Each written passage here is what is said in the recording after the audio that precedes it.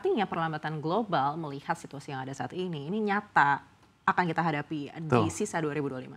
Ya, cukup nyata ya kalau kita lihat kan dari sisi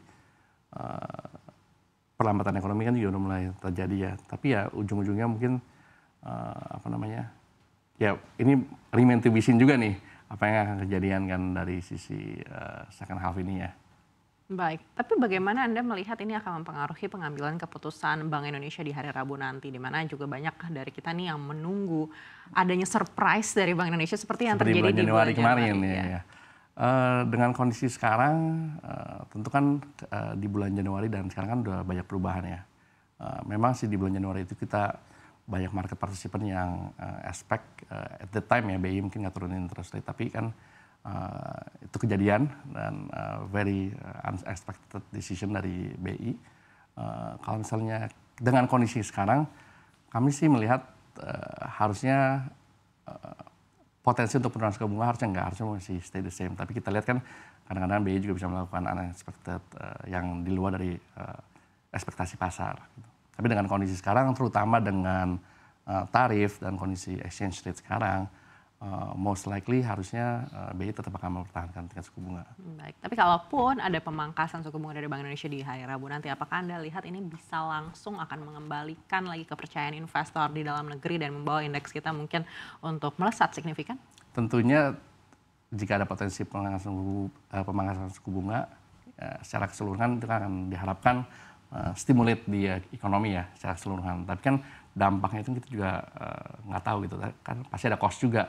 Dengan menurunkan tingkat suku bunga di saat yang tidak tepat, tentunya kan juga ada ada cost yang harus dibayar juga, mungkin dari sisi exchange rate kita juga pasti akan melompat ya kan, juga IDR secara tidak langsung juga akan weakening.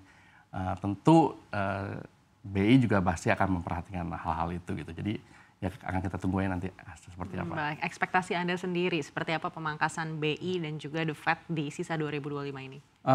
Kalau dilihat dari sisi ruang, apakah ada ruang untuk potensi pemangkasan suku bunga? Saya rasa mungkin masih ada ruang ya 1 atau 2 kali. Tapi kan itu juga harus disesuaikan dengan kondisi yang terjadi pada saat itu, karena dinamika kondisi pasar global dan pasar domestik itu juga sangat adaptif dan sangat perubahan juga sangat cepat sekali gitu.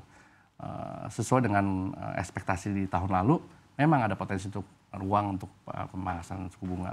Tapi kalau kita lihat dengan kondisi sekarang, terutama dengan perang tarif yang secara masif di luar ini, secara global ya, tentu kan dari sisi kebijakan Central Government Bank juga pasti akan melihat gitu, apakah ini hal yang tepat dilakukan pada saat kondisi sekarang walaupun di second semester. Dan jika di second semester turns out to be more chaotic, tentu hal-hal yang tadinya mungkin sudah diekspektasi bakal ada pemotongan tingkat suku bunga, mungkin itu juga akan tidak terjadi gitu. Jadi kalau kita lihat ya segala sesuatu itu harus sesuai dengan kondisi global pada saat itu juga gitu. Baik, kalau kita mendengar pidato terakhir dari Ketua The Fed ini kan katanya akan lebih berhati-hati dalam melakukan pemangkasan. Tapi Anda lihat sendiri sebenarnya melihat sosok Presiden Donald Trump, ini kemana arah suku bunga yang diharapkan olehnya? Tentunya begitu sebelum dan setelah inauguration kan juga very clear ya dari Trump administration, especially Trump administration 2.0 itu salah satunya untuk stimulate the economy, make America great again, dan protect untuk US economy. Nah, diharapkan mungkin pada saat itu yang dilakukan ya pasti dari sisi Trump administration juga mengharapkan ada pemotongan tingkat suku bunga.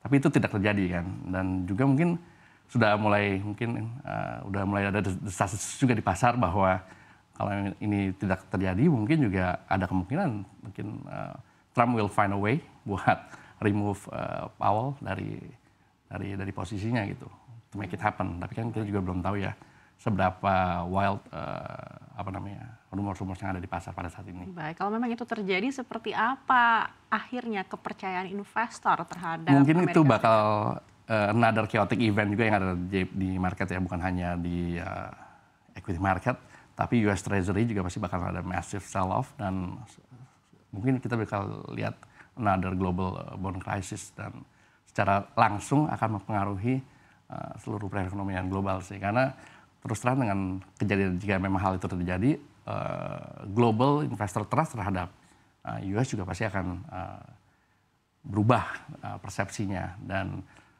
disitulah mulai mungkin uncertainty itu lebih nyata, dan dari sisi investor pasti akan juga lebih melakukan refleksi terhadap market juga. Baik, melihat historical memang banyak kejadian ketika orang-orang yang tidak cocok atau tidak satu jalan dengan Trump ini akhirnya dicarikan jalan untuk akhirnya diganti begitu. Tapi kalau mendengar isu atau desas-desus antara Jerome Powell dan Trump ini kan sebenarnya kita sudah dengar dari sebelum-sebelumnya begitu, bahkan sebelum Trump akhirnya kembali menjabat lagi begitu. Apakah menurut Anda peluang kali ini lebih besar dibandingkan dengan desas-desus sebelumnya? Very hard to tell ya, sangat sulit ini untuk diprediksi karena Trump juga actually he's a smart person gitu. Dia juga pasti bakal lihat impact ini bakal secara keseluruhan ini bakal hurt di US economy atau bakal improve the US economy as a whole gitu. Jadi mungkin ya, tapi kan ya Trump has his own ego juga, ya kita lihat gitu. Kalau misalnya tanya mungkin karena di administrasi lain dan di federal agency yang lain, hal itu sudah dilakukan kan, dengan menempatkan beberapa orang kepercayaan yang lebih difavorit oleh Trump. Tapi di satu pihak kan kita ngomong central bank ya, dampaknya juga masif dan global, tentu hal itu pasti lebih perlu diperhatikan secara lebih hati-hati lagi sih. Baik, kalau melihat inflasi terakhir Amerika Serikat ini kan sebenarnya terjadi perlambatan dibandingkan dengan data sebelumnya begitu. Tapi Anda melihat seberapa mungkin resesi Amerika Serikat ini terjadi? Apalagi ini masih menjadi perdebatan yang sangat kontroversial dan kita sudah dengar sebelumnya juga bahkan sejak COVID bahwa Amerika Serikat itu mungkin resesi, tapi ternyata perekonomiannya kuat-kuat saja. Kalau kita lihat definisi resesi itu kan butuh secara ini technical term, butuh 2 consecutive quarter negatif GDP growth gitu. Nah, sampai sekarang ini memang ada perlambatan, tapi mungkin belum trigger yang kita kategorikan sebagai resesi gitu. Walaupun market as a whole secara keseluruhan itu sudah memprediksi bahwa probability buat US entering recession di second quarter ini meningkat dibanding tahun lalu. Sekarang mungkin banyak yang memprediksi lebih di atas 50% gitu. Tapi kan ini bakal sangat tergantung terhadap kebijakan-kebijakan yang akan dilaksanakan dan dieksekusi. Salah satunya mungkin impact dari tarif ini ya secara global seperti apa gitu. Tapi kalau lihat dari probability ya memang meningkat, tapi pada saat ini memang belum jatuh dalam definisi recession sih. Baik, apakah ini akan mengacu juga terhadap kemungkinan resesi global? Mungkin.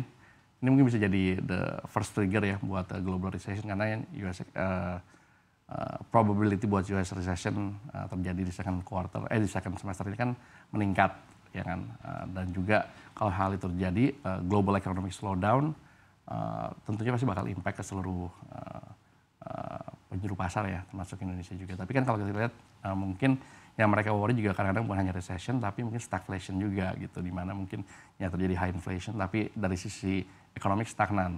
Baik, tapi kalau kita melihat data-data dari dalam negeri, inflasi kita ini kan masih sangat terjaga. Relatively under control. Iya, dan pertumbuhan ekonomi kita juga sebenarnya masih di 5%-an begitu. Apakah kita juga mungkin akan terkena dampak dari resesi global ini yang mungkin akan menghadirkan resesi juga bagi Indonesia? Ya, kemungkinan selalu ada kan ya. Jadi kalau kita lihat sih sekarang memang dengan kondisi sekarang itu secara kertas ya, mungkin masih bisa dibilang kondisi perekonomian Indonesia itu cukup resilient.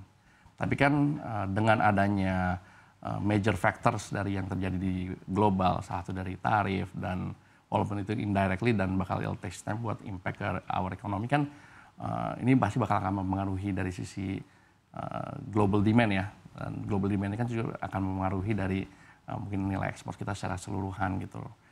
Di dalam negeri sendiri pun juga kalau kita lihat mungkin household consumption juga mungkin udah mengalami penurunan gitu. Jadi kalau kita lihat ini kan juga salah satu yang pemicu untuk economic growth ya.